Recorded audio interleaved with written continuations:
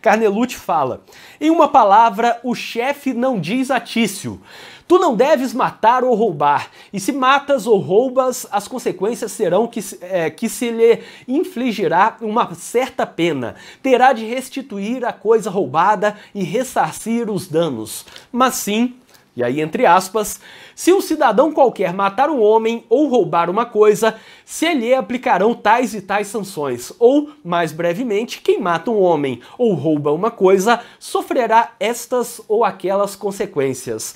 A esses mandados hipotéticos e gerais se dá o nome de legislação. Então olha só, ele está falando que o que é a legislação não é dizer para Tício, você não deve matar ou roubar porque você, se fizer isso, vai ter uma consequência. É dizer de forma geral, como ele coloca aqui, se o cidadão qualquer matar um homem ou roubar uma coisa, etc, etc. E aí em seguida ele fala, a legislação é isso. A legislação é esse mandado hipotético e geral. Então olha como é interessante até para um leigo entender o que está neste livro.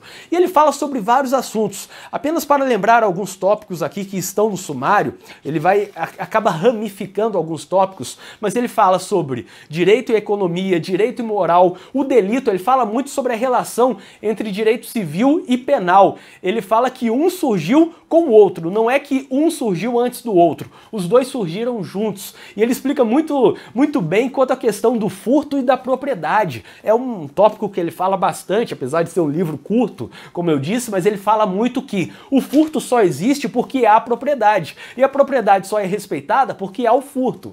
Então ele faz essa relação entre civil e penal de uma forma muito interessante, fala sobre contrato, legislação, que eu acabei de mostrar, juízo, Estado, e sobre Estado ele fala bastante, sobre comunidade internacional, ele fala, até quando ele escreveu isso daqui, ele falava que na Europa estava surgindo uma comunidade internacional. Então vejam como é interessante, é uma previsão da União Europeia que ele estava fazendo aqui.